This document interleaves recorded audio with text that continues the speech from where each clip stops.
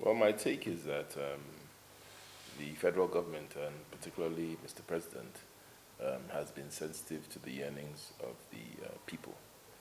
Clearly, this was a very unpopular policy, and he has reacted by listening to the populace, to the electorate, and taking the proper steps, which is to suspend this policy, which was particularly abhorrent to a lot of people. And, my hope is that the suspension will be permanent and that this entire policy will be scrapped because it is something that does not agree with a lot of Nigerians. Now, one of the reasons the president gave yesterday was that he wasn't properly briefed. Well, that's an internal matter for the executive. But what is important is that once he got to know the full facts of the matter, which people have been talking about all over the social media, everywhere they've been talking about this policy. But once he got to know the full facts of this policy, he took the correct action. We must commend him for that, and he suspended the policy. So I want to commend our president for being a listening president. Now, going forward, what's the RUGA policy? What do you think can be put in place to settle the issue of farmers and herders crisis?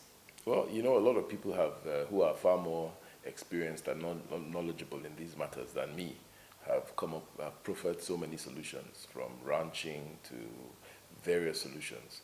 But I think the key thing from my takeaway from the whole thing is that this is a private sector matter.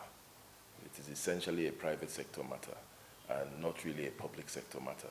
And therefore, solutions should be tailored towards creating enabling environments and also taking people's liberties into account.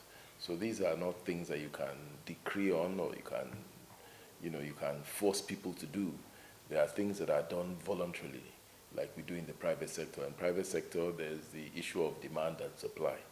And if people want something, then they create a need. Then a need is created for that thing. But if people don't want that thing, then there's no point trying to force it down their throats. So I think there must be a wider conversation. There must be more. These things should be taken by government, should be taken under advisement. But I think that at the end of the day, the good news that came from yesterday is that our president is listening. So that's a step in the right direction. Oh, sir. So away from that, sir, when the ninth Senate now, we would like to know what is your priority agenda on this Senate? Me or the Senate? Yes. For me? Yes. Well, my look, I was elected. I've been elected to come to the Ninth Assembly. I wasn't elected by myself. I didn't go and vote for myself. People voted for me. And when they voted for me, certain promises were made. And those promises are the promises I intend to fulfill in this Ninth Assembly. We talked about making sure that we deliver on the much touted dividends of democracy. We talked about making our country a better place. Because if the economy in our country is better, if the security in our country is better, if the education and the healthcare in our country is better, then it is good for my constituents. So we're going to work towards ensuring that our country improves, our country gets better, because right now there are a lot of problems in the country, chief amongst which is security. And we're going to make sure that we contribute our quota towards solving a lot of these problems.